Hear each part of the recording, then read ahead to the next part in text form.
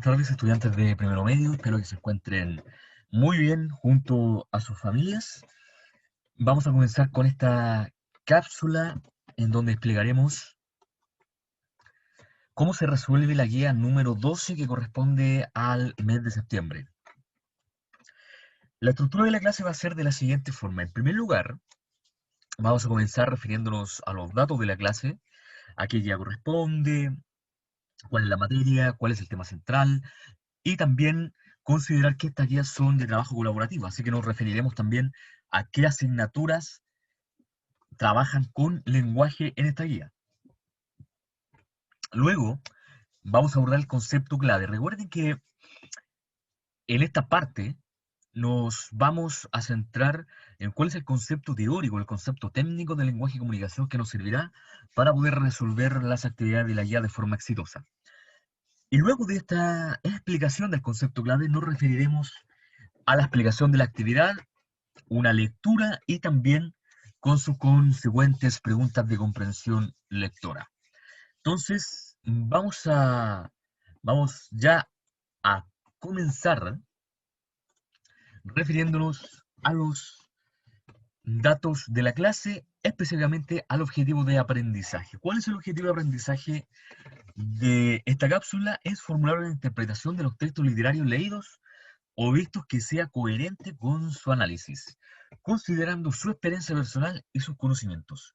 ¿Qué es lo que quiere decir en palabras simples este objetivo de aprendizaje y qué es lo que van a aprender? Es lo siguiente, ustedes van a configurar, van a poder tener una visión personal del contenido de un texto en base a lo que ustedes piensan, en base también a experiencias previas, en base a lo que ustedes creen, a su forma de pensar y a su forma de ser. Una interpretación, chiquillos, es un sentido, un significado que una persona le otorga a cierta realidad con tal de que configure como un mensaje, ya que configure como un mensaje personal. Yo, por ejemplo, si yo escucho una canción, por ejemplo, si yo escucho una canción, por ejemplo, una canción o de un artista, una canción, para mí esa canción va a tener una interpretación diferente, por ejemplo, si la escucha otra persona. ¿Por qué? Porque todas las personas tenemos diferentes formas de pensar, tenemos también diferentes formas de sentir, entonces la interpretación siempre se basa en la experiencia de vida, la forma de pensar, los pensamientos, las creencias de cada persona. Luego nos vamos a ir a las características de la guía. Esta guía primero corresponde a la número 12, que es del mes de septiembre. Es una guía colaborativa entre las asignaturas de lenguaje, conmigo, inglés con la profesora Nicole Riquelme y artes con Francisca Yáñez. El tema central en las guías es el tema de las emociones. Recuerden que las emociones son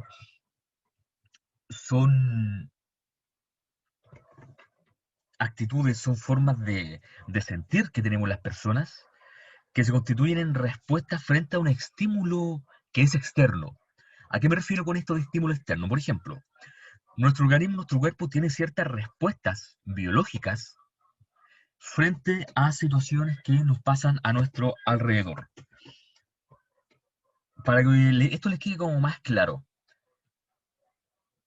voy a ejemplificarlo con la siguiente situación. Por ejemplo, si yo tengo una evaluación de matemática, y yo sé que soy súper humanista, que me va súper bien el lenguaje, y sé que en matemáticas tengo complicaciones, que me cuesta entender la materia. Y estoy a punto de reprobar la asignatura con un 3,9. Entonces, ¿qué es lo que debo hacer yo? Como soy un buen estudiante, voy a estudiar, voy a repasar, buscar información, voy a quizás solicitarle a otra persona o a algún compañero que sea más aventajado en la asignatura que me explique las operaciones matemáticas que tengo que aprender y me voy a preparar. Cuando dé la prueba, voy a rendirla con confianza, con la confianza de que he estudiado, con la seguridad, y luego pasan unos días, la profesora va y me entrega la prueba y me doy cuenta que tengo un 7. ¿Cuál va a ser mi emoción en ese momento? Va a ser obviamente una emoción de felicidad, de alegría, por haber superado la evaluación de matemáticas y haber pasado y aprobado la asignatura. Entonces, acá se pueden ver dos elementos. En primer lugar, un estímulo externo, que es la evaluación. En la evaluación me fue bien. Entonces, yo como persona, ¿cómo reacciono frente a situación externa? Obviamente de felicidad, alegría, ya porque superé la prueba y me fue bien. Entonces, las emociones, chiquillos, siempre responden a ciertas situaciones, ya que ocurren a nuestro alrededor. Una situación, una emoción diferente hubiese sido de tristeza y de pena o de lástima, o de frustración, en caso de que me haya ido mal en esa evaluación y no hubiese tenido la nota suficiente para poder aprobar la asignatura. ¿Ya? Eso es como una definición como de emoción. ¿Y cuándo tiene que ser entregada esta guía? Aquí dice el 11 de septiembre, pero eh, esta fecha se traslada al día viernes 25 de septiembre. Entonces, ahora vamos a comenzar con el concepto clave. ¿Cuál es el concepto clave de esta clase? El narrador. Como ustedes saben, el narrador forma parte de los textos de tipo narrativo. Los textos de tipo narrativo tienen como objetivo principal relatar una historia que está protagonizada por personajes que son ficcionales, creados e imaginados por un autor, y que estos personajes actúan ya dentro de un ambiente determinado, dentro de la ciudad, por ejemplo, una playa, y también dentro de una época o un marco temporal. Entonces, dentro de todos estos elementos que componen el texto narrativo, nos vamos a fijar específicamente en el narrador. Es el narrador como definición. El narrador es la voz, ¿ya? Ficcional que cuenta la historia o la relata. No es lo mismo que el autor. Autor y narrador son elementos diferentes, así que no se vayan a confundir. El autor hace referencia a la persona real, con su propia experiencia, una persona, un escritor, que se disfraza, se que la mufla en la voz del narrador, ¿ya? En la voz del narrador, para poder relatar una historia. Entonces, el narrador tiene diferentes tipos de clasificaciones de acuerdo y que dependen de cuál es la postura, de cuál es el punto de vista, cuál es el foco, qué- cuál es el foco que tiene el narrador para poder contar la historia, desde qué lugar se posiciona. Entonces, por ejemplo, tenemos los narradores desde la clasificación del narrador, desde grado de conocimiento, donde tenemos el narrador omnisciente. El narrador omnisciente es aquel narrador que funciona como un dios dentro de la historia. Y al ser como Dios es omnipotente, conoce todo lo que ocurre, todo lo que sienten y todo lo que piensan los personajes. Y además puede anticiparse en la historia y conocer hechos que ya pasaron, o también puede profetizar hechos que aún no ocurren pero que van a suceder en un futuro. Entonces, el narrador, el narrador omnisciente es aquel que dentro del relato comunica o expresa lo que sienten o lo que piensan los personajes. ¿Ya? Vamos a ver el de conocimiento de relativo. El narrador de conocimiento de relativo es aquel que se encuentra fuera de la historia. Eso también hay que aclararlo, se me había olvidado. Tanto el narrador omnisciente como el narrador de conocimiento relativo son narradores que se encuentran fuera de la historia, que no son personajes, que no son personajes. Entonces el narrador de conocimiento relativo funciona como una cámara de cine, porque solamente tiene una focalización externa, solamente relata o narra lo que él ve desde fuera, solamente las acciones, no se introduce en el ámbito psicológico, en el ámbito emocional de los personajes, no saben ni lo que piensan, ni tampoco lo que sienten. Luego tenemos otra subclasificación de narradores que depende del grado de participación. ¿A qué nos referimos con grado de participación? Es cuando el narrador deja de estar fuera de la historia y pasa a ser un personaje. El narrador en este caso es un personaje dentro de la historia que también forma parte de las acciones que ocurren en esta. Dentro de la clasificación del narrador en grado de participación tenemos dos categorías, la del protagonista y la del testigo. ¿Cuál es la diferencia entre ellas? Que el narrador protagonista narra su propia historia utilizando un pronombre en primera persona singular, el yo. Relata su propia historia. Y al relatar su propia historia, él también tiene su propia visión o análisis de la realidad en donde se inserta la historia. ¿Ya? El protagonista entonces se narra en una primera persona, en yo. Son esos típicos cuentos y novelas que comienzan como, por ejemplo, yo caminaba por las calles del Ultro cuando me topé con mi mejor amigo. Hace años que no sabía de él. Entonces me acerqué para conversarle y preguntarle qué había sido de su vida. Eso es un narrador protagonista porque narra en primera persona. Luego tenemos el narrador de tipo testigo. ¿Qué es el narrador de tipo testigo? Relata los acontecimientos que no le ocurren a él, sino que le ocurren a una tercera persona. Es decir, narra en una tercera persona, ya como él o ella, o en ellos. Tercera persona del plural ellos, ¿ya? A diferencia del protagonista, el narrador testigo no es la figura principal de la historia, sino que relata las acciones de otro personaje, pero la voz narradora es de un personaje que también se encuentra dentro del relato. Entonces, qué es lo, qué es lo que ocurre acá? El narrador, un ejemplo, miren, un ejemplo. Iba caminando por la calle de Bultro hasta que observé a Carlos caminando hacia el colegio. Él iba con una cara bastante seria y se notaba apesumbrado. Cruzó el umbral de la puerta y comenzó a conversar con el inspector, que le dijo que se quedara fuera porque llegó atrasado. Entonces, en ese ejemplo, se comienza con un narrador protagonista, ¿ya? Yo iba caminando, pero después el narrador no narra la historia, ya las acciones no las protagoniza él, sino que las protagoniza Carlos. Entonces ahí pasa del yo a él. Carlos cruzaba el umbral de la puerta, Carlos habló con el inspector.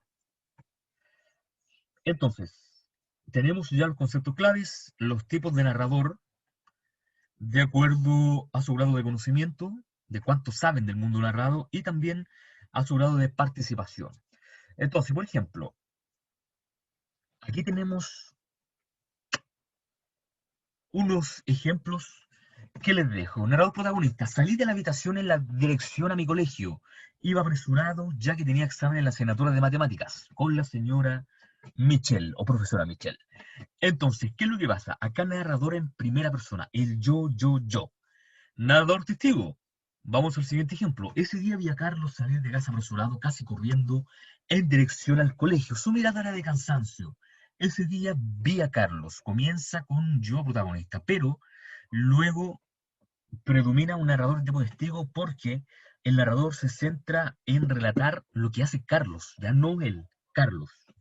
Narrador de tipo testigo. Narrador omnisciente, mire. Ese día Carlos salió de su hogar apresurado. En su mente no dejaba de pensar en la prueba de matemáticas que tendría esa mañana con la señora Michelle. Si ustedes se fijan en este texto, no dejaba de pensar, sentía miedo y terror.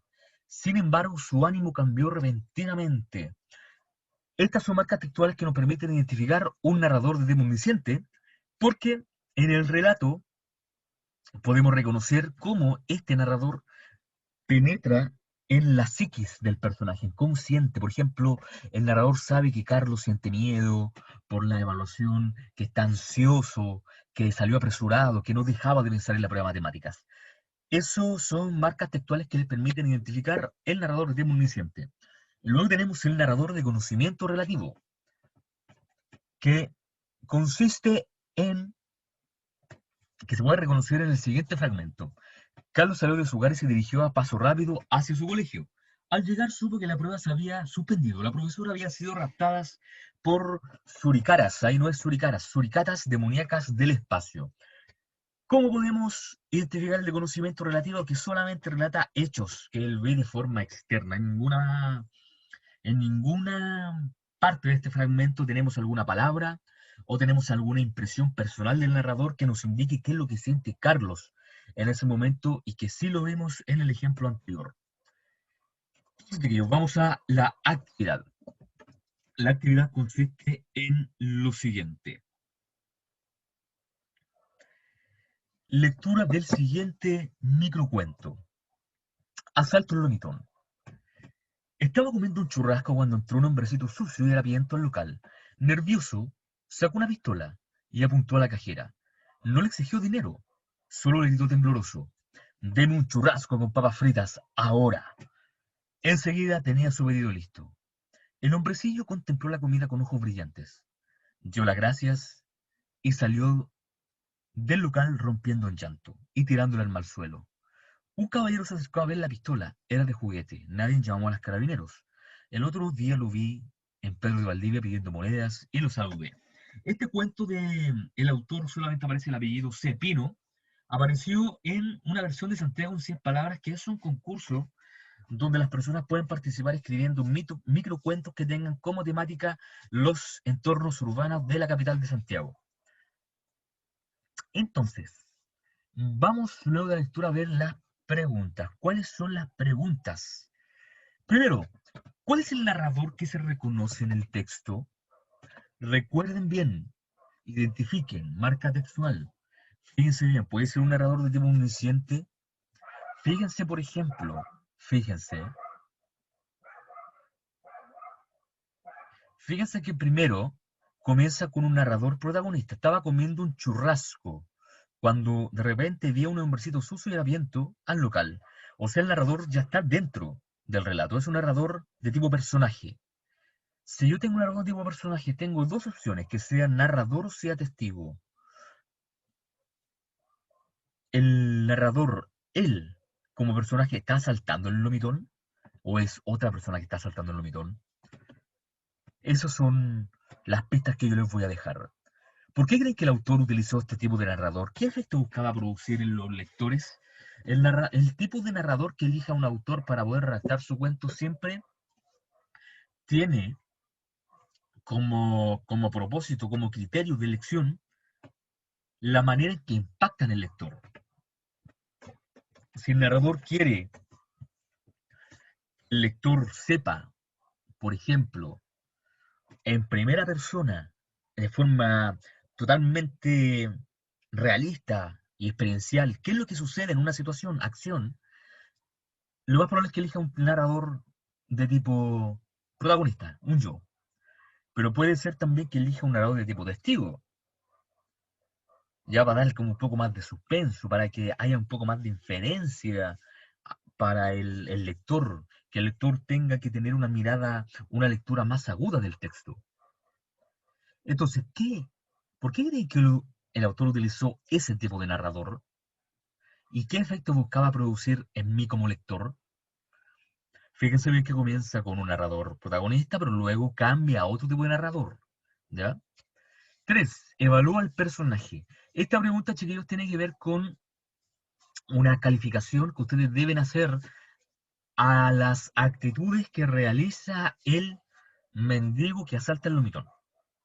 ¿Lo hizo, lo que hizo es correcto el mendigo o incorrecto? ¿Tiene alguna justificación asaltar un lomitón con una pistola de juguete? ¿Ustedes lo harían por hambre, por necesidad? Argumenta tu respuesta, es decir, que la justifiques. Vamos a la pregunta número 4. Recuerde que los personajes, chiquillos, como veíamos en clases anteriores, tienen dos tipos de rasgos: físicos y psicológicos. Físico relacionado con su aspecto externo y también psicológico con respecto, o sea, psicológico relacionado con su carácter, con su forma de ser. Entonces, acá viene la siguiente pregunta. ¿Cómo es el mendigo que aparece en el relato? ¿Cómo es físicamente? Fíjense bien, fíjense bien. Aparece cómo es de forma física, aparece características de su voz, de sus ojos, ojos brillantes. Fíjense bien que uno puede deducir ciertas características físicas de ese mendigo. Quizás no muchas características físicas, pero sí podemos sacar o deducir rasgos de su carácter, ¿ya? De su personalidad. Entonces, la pregunta número 4, ustedes deben dar rasgos de cómo es este hombrecito. La número 5 es una actividad de redacción. ¿En qué consiste? Ustedes deben reescribir el cuento, ¿ya? Tienen que mantener la historia, la misma historia, del tipo que estaba en un restaurante, en el Lomitón, comiéndose una hamburguesa, cuando llega un mendigo a asaltar el Lomitón. Sin embargo, tienen que hacerlo desde la perspectiva del asaltante y utilizando un arquetipo del protagonista. Entonces, ¿cómo podría comenzar este texto? Porque en el cuento original está desde el punto de vista de la persona, del cliente que estaba comiendo en el lugar. Pero ¿cómo cambiaría el texto si este se relata desde la perspectiva del protagonista? O sea, desde el mendigo que asalta. Entonces ustedes deberían comenzar este cuento de la siguiente forma. Les voy a dar una vista de cómo lo deberían hacer. Ese día tenía mucha hambre, no hallaba dónde comer y justo vi al frente a un lomitón. Tomé una pistola de juguete y lo demás se los dejo a ustedes, ¿ya? Pero recuerden, narrando en primera persona desde el punto de vista del mendigo. Número 6. ¿Por qué crees que nadie llamó a carabineros después de presenciar, ahí no es presencial, de presenciar el asalto? ¿Por qué nadie llamó y todos siguieron observando? Eso también es una pregunta de evaluación y calificación de una actitud. Chiquillos, es la guía. Si tienen cualquier duda o consulta, por favor, háganla a mi WhatsApp o por correo electrónico, por los medios oficiales de comunicación con la asignatura. Que les vaya muy, muy bien y gracias por observar este video. Hasta pronto.